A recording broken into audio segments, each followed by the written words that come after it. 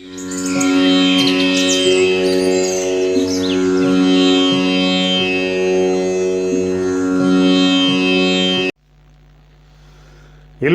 வணக்கம்.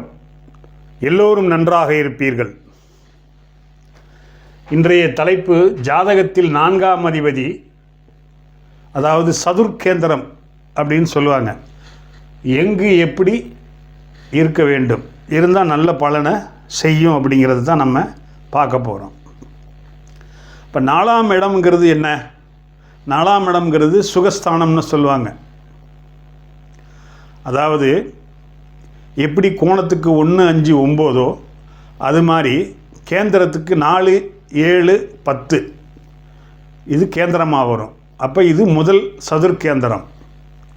இந்த 1ங்கிறது கோணத்துக்கும் கேந்திரத்துக்கும் பொதுவாக வரும். சரிங்களா?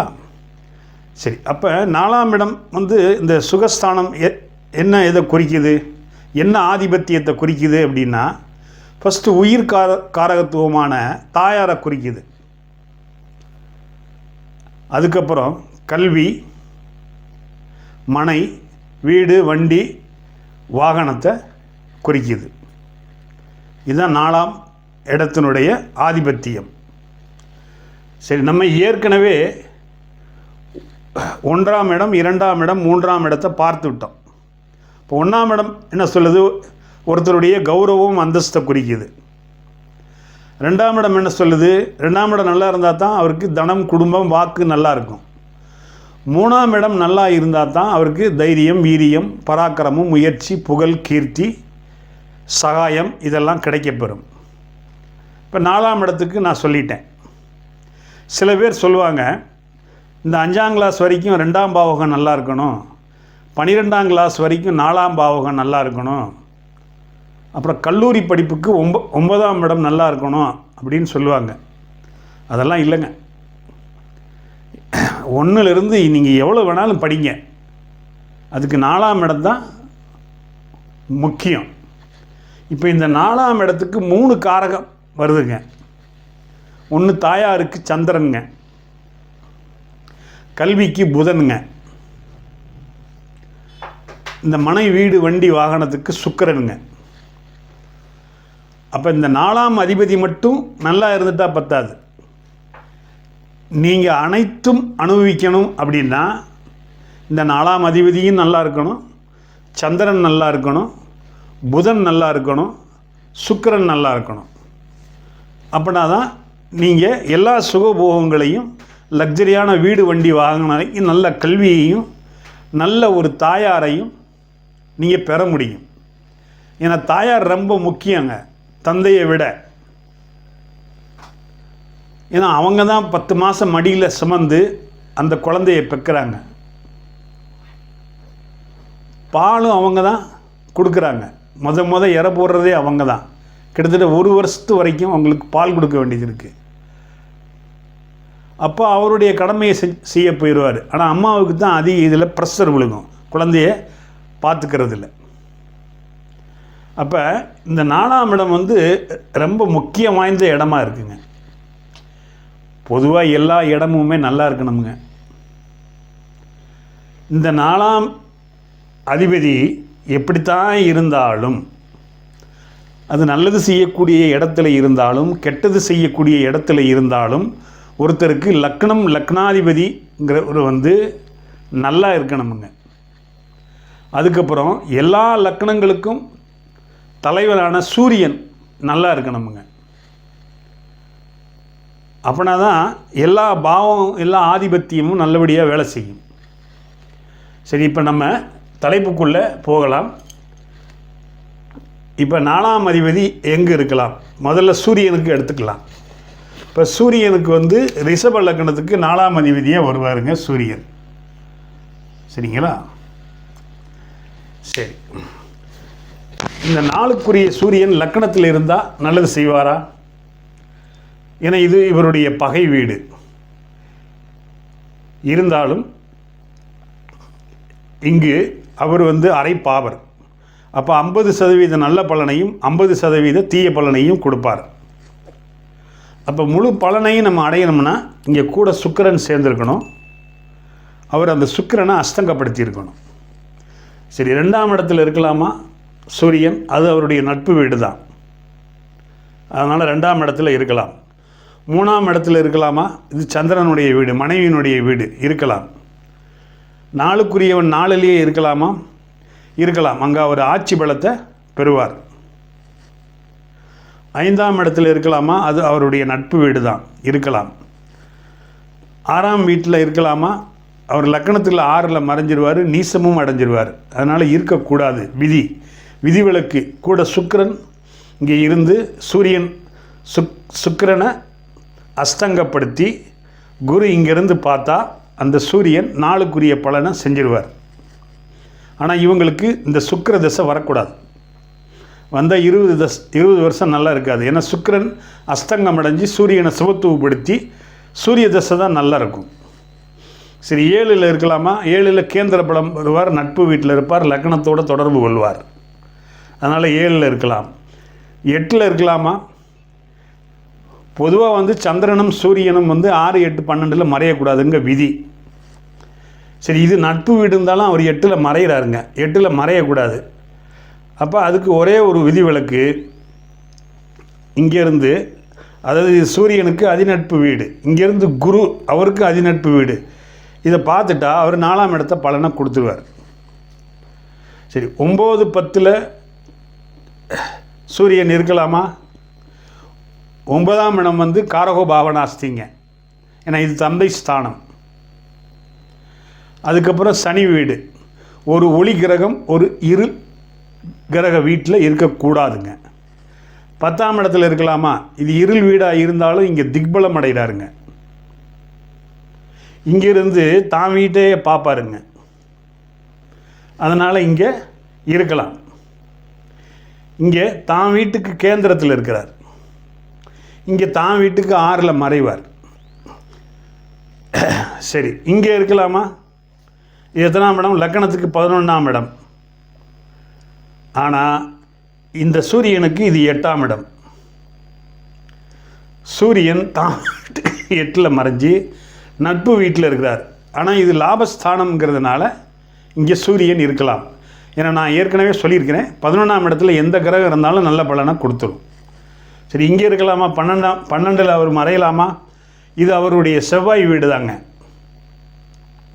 இருந்தாலும் இங்கே அவர் சூரியன்னால் 12ல் மறையக்கூடாதுங்கிற விதிப்படி இங்கேருந்து குரு பார்த்துட்டா அவர் 4ஆம் இடத்த பலனை கொடுத்துருவாருங்க.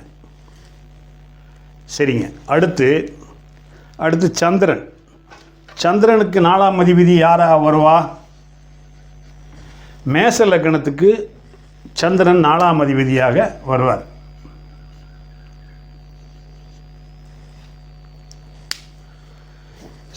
சந்திரனை நான் எப்பயுமே சொல்லியிருக்கேன் உங்களுக்கு, சந்திரனை எப்பயுமே ஒளி தத்துவமாக புரிஞ்சுக்கிடணும். அவருக்கு எல்லா வீடும் நட்பு வீடு தாங்க, எந்த வீடுமே பகை கிடையாதுங்க. ஏன்னா தாய்க்கு எல்லாரையும் பிடிக்குங்க, ஆனால் மற்றவங்களுக்கு தான் தாயை பிடிக்காது. அதனால் அவர் எங்கும் இருக்கலாம். ஆனால் என்ன, அவர் வளர்வரை பௌர்ணமிக்கு நிகரான சந்திரனாக இருக்கணும். அப்போ லக்னத்தில் அவர் இருந்தால் நல்லது தான், சரியா? ஆனால் வளர்பிறை சந்திரனாகவோ பௌர்ணமி சந்திரனாகவோ இருக்கலாம். 2ஆம் இடத்துல இருக்கலாமா? இருக்கலாம். அமாவாசை சந்திரனாக மட்டும் இருக்கக்கூடாது. இப்போ நான் ஃபஸ்ட்டு சொன்னேன் பார்த்தீங்களா, சூரியன் 1லிருந்து 12 வரைக்கும் அவரோட சனி ராகு சேரக்கூடாதுங்க. சனியோ ராகுவோ சேரக்கூடாது, ரெண்டும் சேர்ந்தால் கெட்டது குடி. அதே மாதிரி தான் இந்த சந்திரனுக்கும் சனியோ ராகுவோ சேரக்கூடாது. சனி மட்டுமோ ராகு மட்டுமோ இல்லை ரெண்டும் சேர்ந்தோ சேரக்கூடாது, நல்ல பலனை செய்யாதுங்க. ஒளி தத்துவமாக 2லேயும் இருக்கலாம். அதே மாதிரி 3ல் தனக்கு பிடிக்காத மகனாக இருந்தாலும் அவர் பௌர்ணமிக்கு நிகரான சந்திரனாக கண்டிப்பாக இருக்கணுங்க. இந்த இடத்துல ஆல்ரெடி உச்சமாயிருவாருங்க. சரி, 4ஆம் இடத்துல இருக்கலாமா? அவர் சொந்த வீடுங்க, ஒளி தத்துவமாக இருந்தால் நல்ல பலனை செஞ்சிருவாருங்க. 5ஆம் வீடு, சுவர்கள் எப்பயுமே கோணத்தில் இருக்கலாம்னு விதிப்படி வளர்பிறை சந்திரனோ பௌர்ணமி சந்திரனோ இங்கே இருக்கலாம். 6ஆம் இடத்துல மறைஞ்சாலும் தன்னுடைய மகன் வீட்டில் தான் இருக்கார். ஆனால் மகனுக்கு பிடிக்காது. இருந்தாலும் இங்கேயும் வந்து ஒரு பௌர்ணமிக்கு நிகரான சந்திரனாக இருந்தால் நல்லாயிருக்கும். இங்கே இருக்கலாமா 7ஆம் இடத்துல? 7ஆம் இடத்துல வந்து அவர் சுக்கிரன் வீட்டில் இருக்கார். பகை வீட்டில் இருந்தாலும் லக்கணத்தை பார்ப்பாருங்க. ஆனால் வளர்வரை பௌர்ணமி சந்திரனாக இருக்கணுங்க. 8ஆம் வீட்டில் அவர் லக்கணத்துக்கு 8ல் மறைஞ்சி நீசமும் அடைஞ்சிருவாருங்க. அதனால் இங்கே கண்டிப்பாக பௌர்ணமி சந்திரனாக இருந்தால் நல்ல பலனை கொடுத்துருவார். 9ஆம் இடம் அது பாக்கியஸ்தானம்ங்க, குருவுடைய வீடுங்க, நட்பு வீடுங்க இருக்கலாமுங்க. நல்ல ஒளியாக இருந்தால் நல்ல பலனை கொடுப்பார். அமாவாசை சந்திரனாக இருக்கக்கூடாது. 10ல் இருக்கலாமா? தசம கேந்திரத்தில் இருக்கிறார். ஆனால் அவருக்கு பிடிக்காத பகை வீட்டில் இருக்கிறார். ஆனால் இருந்தாலும் தசம கேந்திரம்ங்கிறதுனால இங்கே இருக்கலாம். ஆனால் ஒளி தத்துவம் முக்கியம்ங்க. 11ஆம் இடம் லாபஸ்தானம் இருக்கலாம். அவர் பிடிக்காத வீடாக இருந்தாலும் இங்கே வளர்விரை சந்திரனாகவோ இல்லை பௌர்ணமிக்கு நிகரான சந்திரனாகவோ இருந்தால் நல்லது. 12ல் சந்திரன் மறையக்கூடாதுங்க. இருந்தாலும் அவர் நட்பு வீடு, குரு வீடுங்க. இங்கேயும் அதே மாதிரி வளர்விரை சந்திரனாகவோ இல்லைன்னா பௌர்ணமிக்கு நிகரான சந்திரனாகவோ இருந்தால் நல்லதுங்க. நாளுக்குரிய பலனை செஞ்சிருவார். நான் முதலையே சொல்லிட்டேன், இந்த நாளுக்குரிய எல்லா பலனும் கிடைக்கணும்னா தாயாருக்குரிய சந்திரன் நல்லா இருக்கணும், கல்விக்குரிய புதன் நல்லா இருக்கணும், மனை வீடு வண்டி வாகனத்துக்குரிய சுக்கிரன் நல்லா இருக்கணும். எல்லாத்துக்கும் மேலே லக்னாதிபதி நல்லா இருக்கணும். அப்படின்னா தான் நீங்கள் உங்களுக்கு கஷ்டம் வந்தாலும் சரி, லாபம் வந்தாலும் சரி, நீங்கள் எல்லாத்தையும் சமாளிச்சுக்கக்கூடிய திறன் உங்கள்கிட்ட இருக்குன்னு அர்த்தம். சரி, இப்போ அடுத்து போவோம் செவ்வாய்க்கு. செவ்வாய் யார் யாருக்கெல்லாம் வருவார்? ஃபஸ்ட்டு சிம்மத்துக்கு நாளுக்குரியவனாக வருவாருங்க. சிம்ம லக்கணத்துக்கு நாளுக்குரியவனாக வருவார். இங்கே லக்கணத்தில் இருக்கலாமா? ஒரு அதிநட்பு வீடுங்க இருக்கலாமுங்க. எப்பயுமே நான் சொல்லியிருக்கிறேன், சிம்ம மனையில் செவ்வாயோ புதனோ குருவோ சுக்கிரனோ சந்திரனோ இருந்தால் அவங்களுக்கு கண்டிப்பாக அரசு வேலை இருக்கணும், சிம்மாதிபதி வலுத்திருக்கும் போது. இப்போ இங்கே இருக்கலாம். ஆனால் விதிவிலக்கு, இங்கே ஜாதகரை அதிக கோபம், ஆக்ரோஷம், அவசர கொடுக்க இதெல்லாம் பண்ணிடுவார். அவர் 7ஆம் இடத்தை வேற தொடர்பு கொள்வார். அப்போ தாமத திருமணம் நடக்கும். சரி, இங்கே இருக்கலாமா? இங்கே பகை வீடு, இது குடும்பஸ்தானம் வேற இருக்கலாம். விதிவிலக்கு, ஒரு குரு பார்வை வேணும், இல்லை அட்லீஸ்ட் ஒரு சுக்கிரனுடைய பார்வையாவது வேணும். ஏன்னா இவர் அசுபர், இங்கே குடும்பத்தை கெடுப்பார். ஆயுள் ஸ்தானத்தை பார்த்து ஆயுளையும் கெடுப்பார். அதனால் இங்கே இல்லாமல் இருக்கிறது நல்லது. இருந்தால் விதிவிலக்கு, சுவர்களுடைய சேர்க்கையோ பார்வையோ கிடைக்கணும். 3ஆம் இடத்துல இருக்கலாமா? இது சுவருடைய வீடு, சுக்கிரனுடைய வீடு. பகை வீடாக இருந்தாலும் இங்கே 3ஆம் இடத்துல இருக்கலாம். ஆனால் இவர்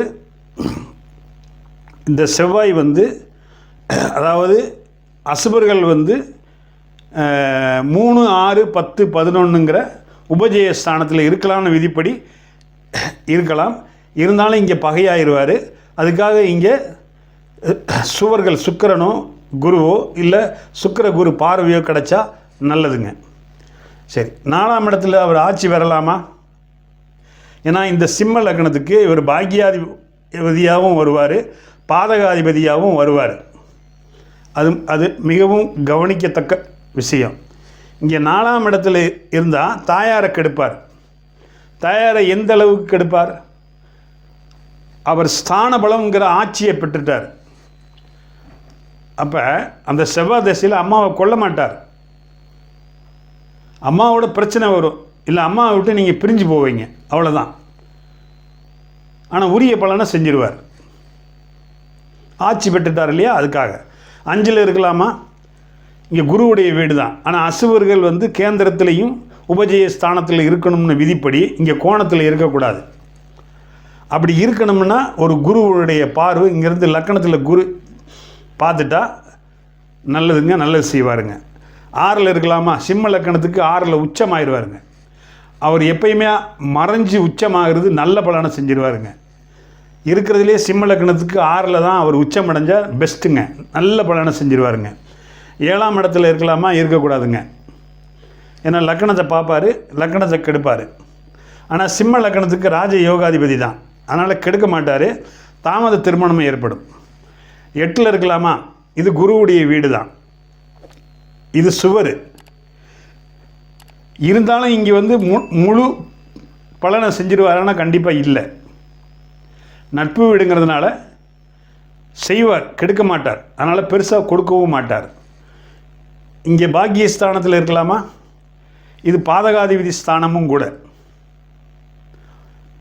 9ஆம் இடம் தந்தை ஸ்தானம், தந்தையை கெடுப்பார். தந்தையை கொள்வாரா? இல்லை, இங்கே ஸ்தான பலத்தோடு இருக்கிறார். தந்தையோட பிரச்சனை வரும், இல்லை தந்தையை விட்டு பிரிவாங்க. இங்கே அவர் காரகத்துவத்தை கொடுத்துருவாருங்க. செவ்வாய் இங்கே இருந்தால்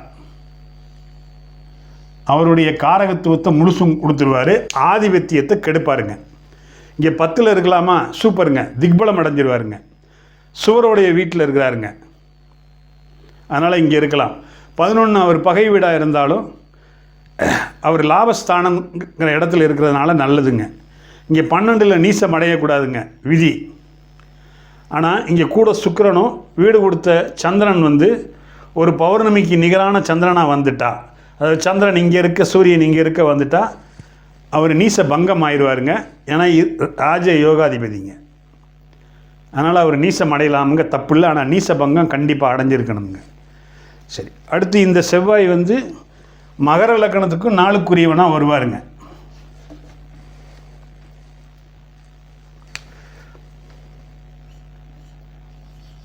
மகர லக்கணத்துக்கு 4க்குரியவராக வருவார். லக்கணத்தில் இருக்கலாமா? சிம்ம லக்கணத்துக்கு 6ல் மறைஞ்சி உச்சமாகலாமுங்க. ஆனால் மகர லக்கணத்துக்கு லக்கணத்திலேயே உச்சம் அடையிறது தப்புங்க. ஜாதகரை அதிக கோபம், ஆக்ரோஷம், அவசர கொடுக்க இதெல்லாம் பண்ணி, அதாவது இவங்கெல்லாம் யோசிக்கவே மாட்டாங்க. ஒரு விஷயத்தை செஞ்சதுக்கு பிறகு தான் யோசிப்பாங்க. இங்கேருந்து சனியும் பார்த்துட்டாருன்னு வைங்க, கெட்டது குடி. அதனால் அவர் லக்கணத்தில் இருக்கக்கூடாதுங்க. 2ல் இருக்கலாமா? அது குடும்பத்தை கெடுப்பாருங்க. அதே மாதிரி 7ஆம் இடத்தை அதாவது லக்கணத்துக்கு 6ஆம் இடத்தை பார்ப்பாருங்க. அதனால் இங்கே 2ஆம் இடத்துல இல்லாமல் இருக்கிறது நல்லதுங்க. 3ல் உபஜயஸ்தானத்தில் இருக்கலாமுங்க, தன்னுடைய நட்பு வீடு தான். 4ஆம் இடத்துல இருக்கலாமா? ஆட்சி பெறுவாருங்க. ஆனால் இங்கே தாயை கெடுப்பாருங்க. தாயை கொல்ல மாட்டாருங்க, பிரிவு இருக்கும், இல்லை ஏதாவது சண்டை சச்சரவு இருக்கும். 5ல் இருக்கலாமா? 5ல் சுக்கிரனுடைய வீடு, அசுபர் வந்து கோணத்தில் இருக்கக்கூடாது, அதனால் இங்கே இல்லாமல் இருக்கிறது நல்லது. அப்படி இருந்தால் இங்கே குருவனுடைய பார்வை கிடைக்கணும், சரிங்களா? இல்லைன்னா கூட சுக்கிரன் இருக்கணும், பிருகு மங்கள யோகத்தில் வந்துடுவார். சரி, இங்கே இருக்கலாமா? 6ஆம் இடத்துல. அவர் 6ஆம் இடத்துல செவ்வாய் மறையலாம், ஆனால் இது பகை வீடுங்க. அப்போ குரு இங்கேருந்தோ இல்லை இங்கேருந்தோ பார்த்தா நல்ல பலனை செஞ்சிருவாருங்க. சரி, இங்கே இருக்கலாமா? லக்னத்தை பார்ப்பாருங்க, ஜாதகரை கெடுப்பாருங்க. அதே மாதிரி தாமத திருமணம் ஏற்பட்டுரும். இங்கே இருந்தாலும் அப்படித்தான், ஆயிலும் குறியும் தாமத திருமணம் ஏற்படும். ஆணாக இருந்தால் 30 வயசுக்கு மேலே தான் கல்யாணம் ஆகும், பெண்ணாக இருந்தால் 27 வயசுக்கு மேலே தான் கல்யாணம் ஆகும். 9ல் இருக்கலாமா? தந்தையை கெடுப்பாருங்க. இங்கே கண்டிப்பாக பெரிய பிரச்சனையை கொடுப்பாரு தந்தைக்கு செவ்வாய், ஏன்னா இது பகை வீடுங்க. அவர் இங்கே ஸ்தானபலம் அடையலைங்க. 10ல் இருக்கலாமா? சுவருடைய வீடு, அவர் திக்பலம் அடைவார், நல்ல பலனை செஞ்சிருவார். 11 இங்கே ஆட்சி பெறுவார். இங்கே 4ல் ஆட்சி வர்றதோட 11ல் ஆட்சி வர்றது நல்லதுங்க. ஆனால் இந்த லக்கணத்துக்கு அவர் பாதகாதிபதியாகவும் வருவார், ஏன்னா இது சர லக்கணம். எப்படி சிற லக்கணத்துக்கு 9 பாதகாதிபதியோ அது மாதிரி சர லக்கணத்துக்கு 11க்குரியவன் பாதகாதிபதியாகவும் வருவார். அப்போ பாதகாதிபதி பாதகஸ்தானத்தில் இருந்தால் அவர் கெடுப்பாருங்க. ஏதாவது ஒரு பாதகத்தை செய்யாமல் விட மாட்டாருங்க செவ்வாய் தசை செவ்வாய் புத்தியில். அப்போ அதை செய்யாமல் இருக்கணும்னா அதுக்கு நிவர்த்தி ஒரு பௌர்ணமி சந்திரனோ இல்லை குருவோ இல்லை சுக்கிரனோ பார்த்துட்டா நல்லது. 12ல் அவர் மறையலாமா? இது அவருடைய நட்பு வீடு தாங்க, குரு வீடு தாங்க. நான் எப்பயுமே சொல்லியிருக்கேன், குறைஞ்சது 6, 8, 12ல் மறைஞ்சால் நட்பு ரீதியாக இருந்தால் நல்லதுன்னு சொல்லியிருக்கேன். அதனால் 12ல் மறையலாம், நல்ல பலனை செஞ்சிருவாருங்க. சரி, அடுத்து வந்து நம்ம புதனுக்கு போவோம். புதன் வந்து ஃபஸ்ட்டு மிதுன லக்கணத்துக்கு அவர் 4ஆம் அதிபதியாக வருவாருங்க. இந்த பொதுவாக இந்த புதனுக்கும் குருவுக்கும் பார்த்திங்கன்னா கேந்திராதிபத்திய தோஷம் இருக்குங்க. எப்பயுமே அவங்க வந்து கேந்திரங்களில் இருக்கிறது நல்லது இல்லைங்க, நல்ல பலனை செய்யாதுங்க. அதை மீண்டும் அந்த காரகோபாவனாஸ்தி. இப்போ இதே புதன் இங்கே 4ல் இருந்தாருன்னு வைங்க, கல்வியை கெடுப்பாருங்க. உங்களை விவசாயம் பண்ண வைப்பார், இல்லை ஆடு மாடு இல்லை கால்நடைகளை மேய்க்க வைப்பார். ஆனால் லக்னாதிபதி உச்சங்கிற பேரில் நீங்கள் விவசாயம் பண்ணாலும் அதில் பணம் சம்பாதிப்பீங்க, கால்நடை நடத்தினாலும் சம்பாதிப்பீங்க. சரி, இங்கே லக்னத்தில் புதன் இருக்கலாமா, அவர் திக்பலம் அடைவாருங்க. அதனால் இங்கே இருக்கலாம், சூப்பருங்க, நல்ல பலனை செஞ்சிடுவார். 2ஆம் இடத்துல இருக்கலாமா, அது எப்பயுமே தனித்த புதன் நல்லது செஞ்சிடுவாருங்க. அந்த புதனோட அசுபர்கள் சேராமல் குருவோ சுக்கிரனோ வளர்விரை சந்திரனோ சேர்ந்தால் நல்ல பலனை கொடுத்துருவாருங்க. 3ஆம் இடத்துல இருக்கலாமுங்க, இது சூரியனுடைய வீடு தான். 4ஆம் இடத்துல நான் ஆல்ரெடி சொல்லிட்டேன், இங்கே கல்வியை கெடுத்துருவாருங்க. 5ஆம் இடத்துல இருக்கலாமா, நட்பு வீடு, தனித்த புதன் இருக்கலாமுங்க, இல்லை சுவரோடு சேர்ந்த புதன் இருக்கலாமுங்க. ஏன்னா இயற்கை சுவர் வந்து கோணத்தில் இருக்கிறது நல்லதுங்கிற விதிப்படி. இங்கே 6ல் இருக்கலாமா புதன், இது செவ்வாயினுடைய வீடு, பகை வீடுங்க. ஆனால் தனித்த புதன் இருக்கலாம். நல்லது செய்யணும்னா ஒரு குருவோ இல்லை சுக்கிர தொடர்போ இருந்தால் நல்ல பலனை செஞ்சிருவார். 7ஆம் இடத்துல இருக்கலாமா, லக்னத்தோட தொடர்பு கொள்வாருங்க, குருவுடைய வீடுங்க.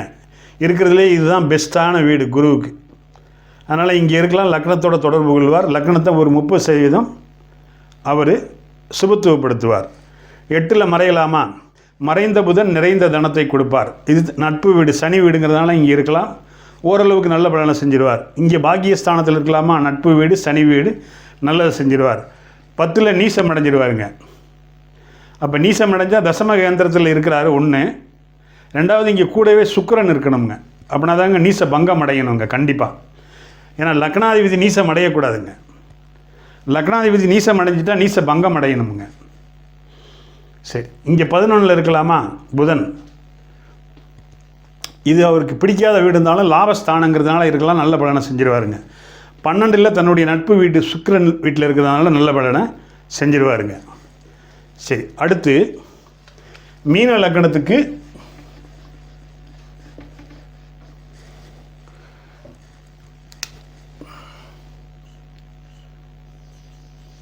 மீன லக்னத்துக்கு புதன் 4க்குரியவனாக வருவாருங்க.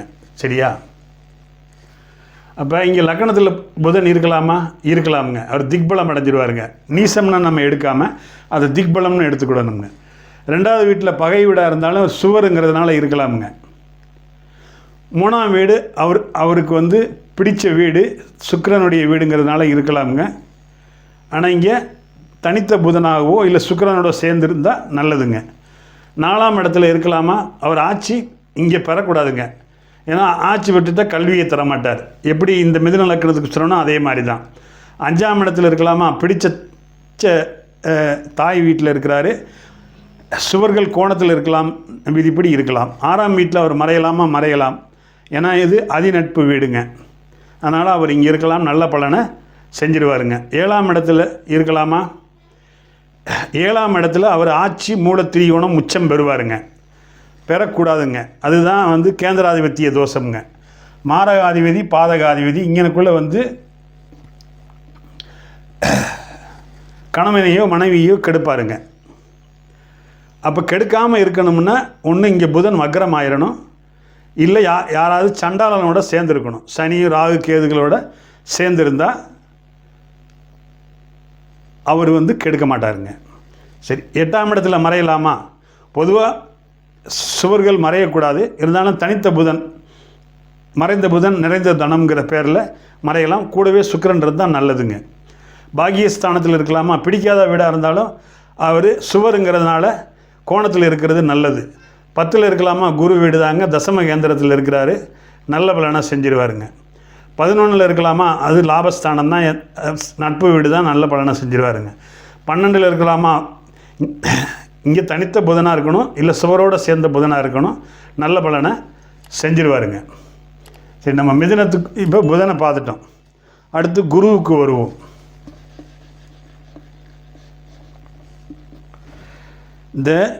இந்த கேந்திராதிபதி தோஷம் 10ல் இருந்தாலும் தொழிலை கெடுத்து தான் உங்களுக்கு தொழிலையோ வேலையோ கெடுப்பாருங்க. அதுக்கு ஒரு சுபத்துவம் தேவைங்க. சரி, இப்போ குரு வந்து யாருக்கு? கன்னிக்கு 4ஆம் அதிபதியாக வருவாருங்க. கன்னிக்கு குரு 4ஆம் அதிபதியாக வருவார். லக்கணத்தில் இருக்கலாமா? லக்கணத்தில் குரு இருக்கலாமுங்க. ஏன்னா 1, 5, 7, 9 புனிதப்படுத்துவாருங்க. 2ல் இருக்கலாமா? பகை வீடாக இருந்தாலும் அவர் சுவருங்கிறதுனால இருக்கலாமுங்க, நல்ல பலனை செஞ்சிருவார். 3ல் அவர் மறையலாமா? அது தன்னுடைய நட்பு வீடு, செவ்வாய் வீடு. அவர் குரு எங்கும் இருக்கலாம்னு ஒரு உறுதிப்படி இருக்கலாமுங்க. 4ஆம் வீடு சொந்த வீடுங்க. இங்கே காரகோ பாவனாஸ்தி கொடுத்துருவாருங்க. தாயாரை கை வைப்பாருங்க. எந்த அளவுக்கு?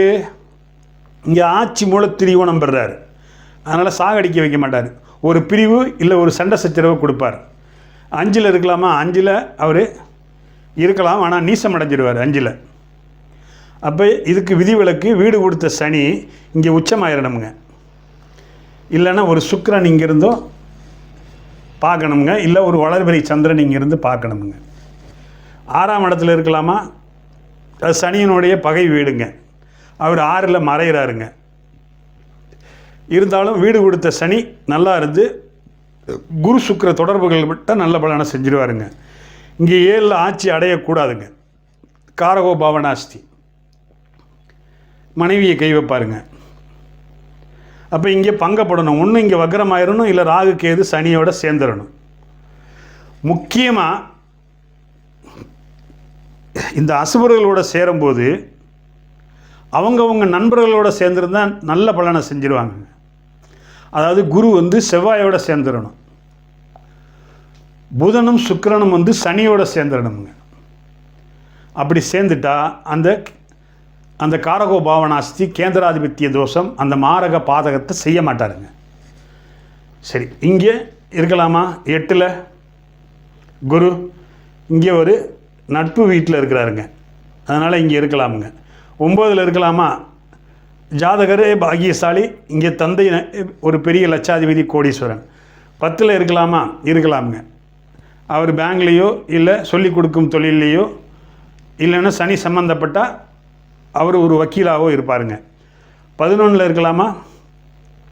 11 அவருக்கு நண்பர் வீடு தாங்க, லாபஸ்தானம்ங்க, இருக்கலாமுங்க. 12ல் குரு அதிநட்பு அடைவாருங்க. ஏன்னா 12ல் இருந்தால் வெளிநாடு போக வச்சு உங்களுக்கு பணம் சம்பாதிச்சு கொடுப்பாருங்க. சரி, அடுத்து யாருக்கு வருவார்? தனுசு லக்கணத்துக்கே வருவாருங்க. அவரே வருவாருங்க.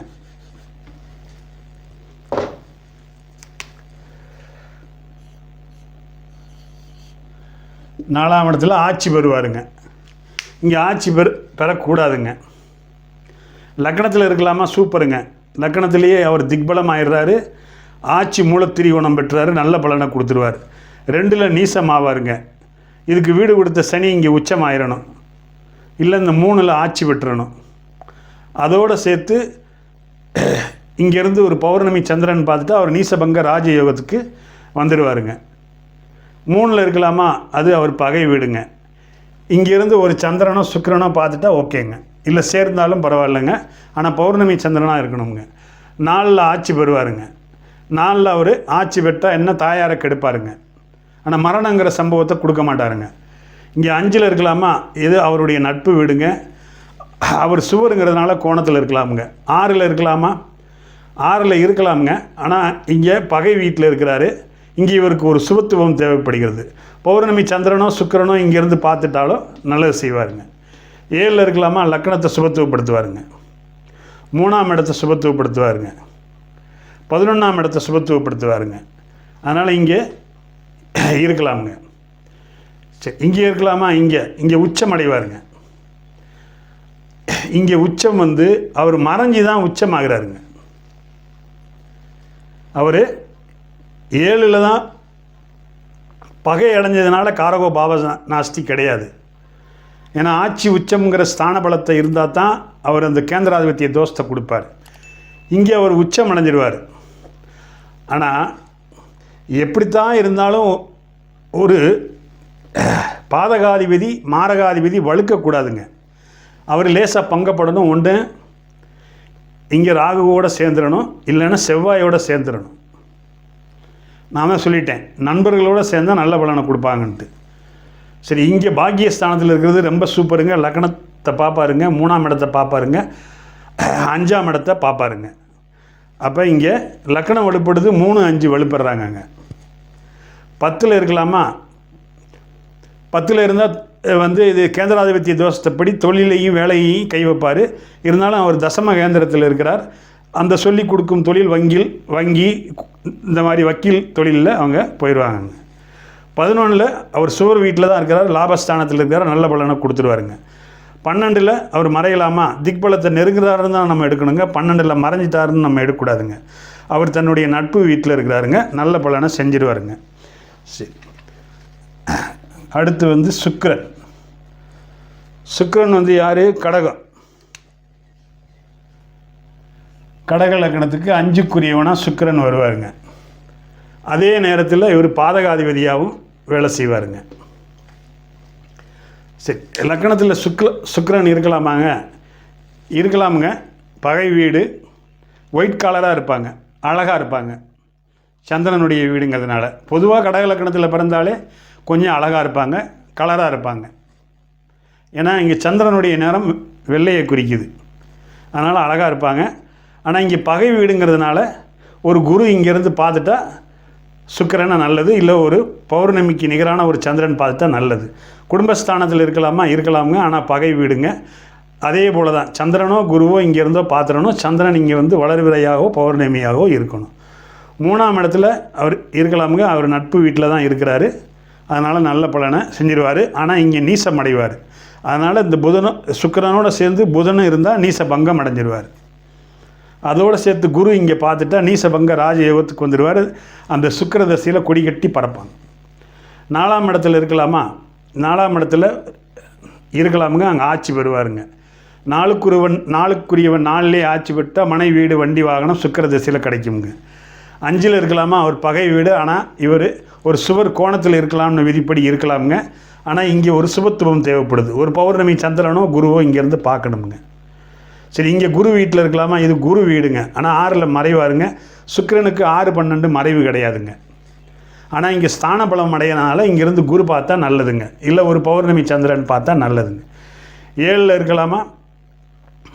அவருடைய நட்பு வீட்டில் இருக்கார், லக்னத்தோடு தொடர்பு கொள்வார், நல்லது. 8ல் அவர் மறையக்கூடாதுங்க, நல்லது செய்ய மாட்டாருங்க. சுக்கிரனுக்கு 3, 8 கடுமையான மறைவுங்க. இங்கேயும் இல்லாமல் இருக்கிறது நல்லதுங்க. அதுக்கு விதிவிலக்கு ஒரு சுபத்துவம் தேவை. இங்கே உச்சம் அடைஞ்சிருவாருங்க.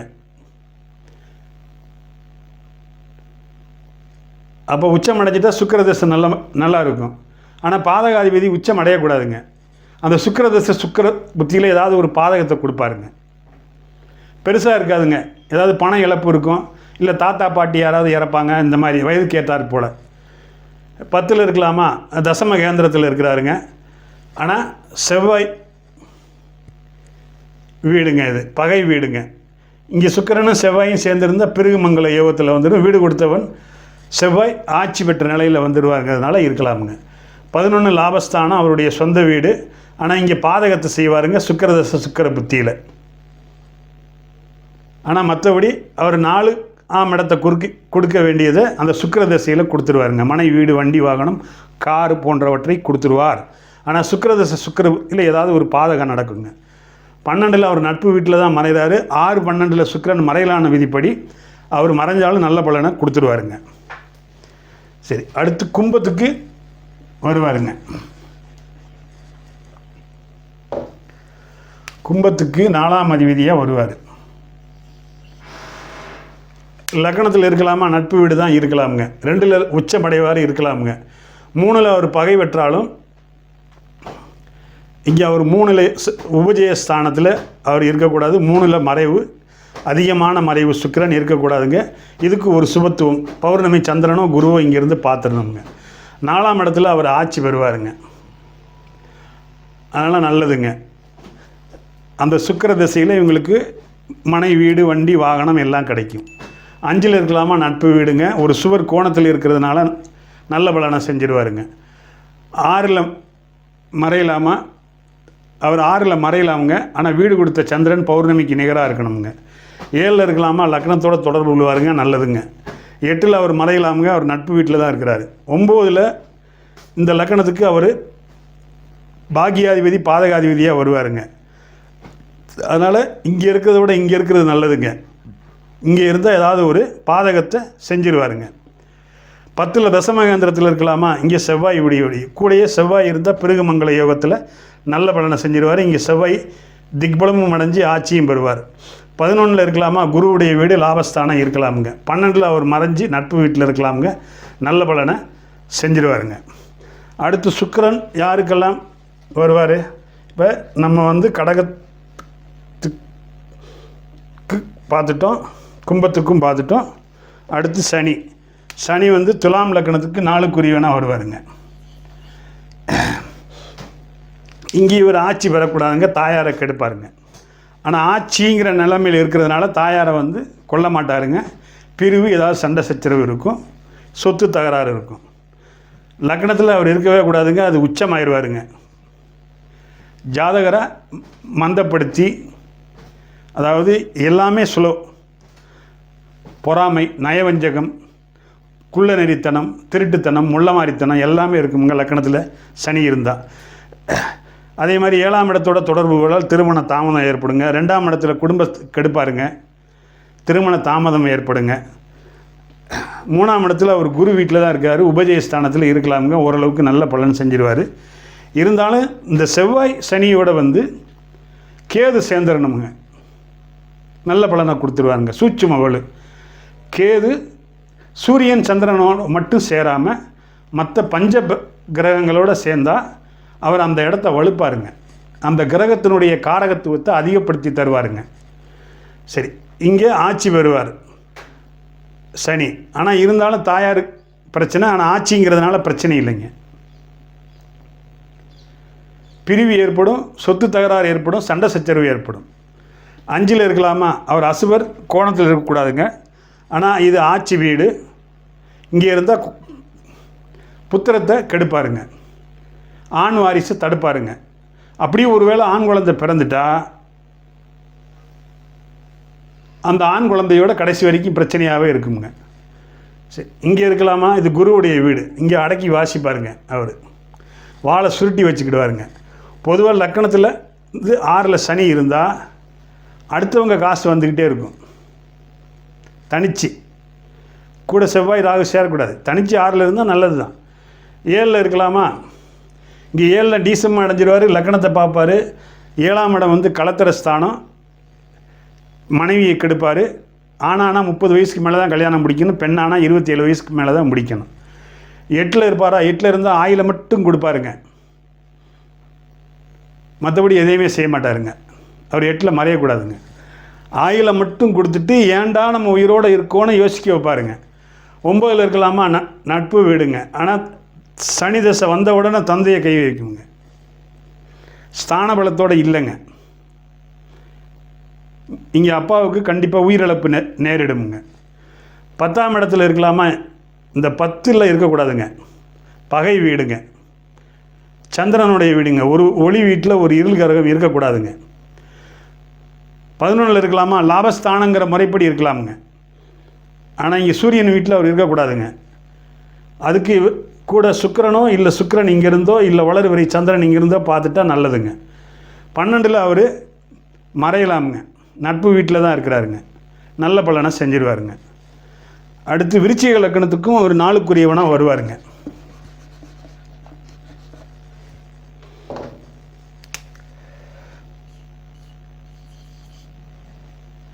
இங்கே லக்கணத்தில் அவர் இருக்கக்கூடாதுங்க.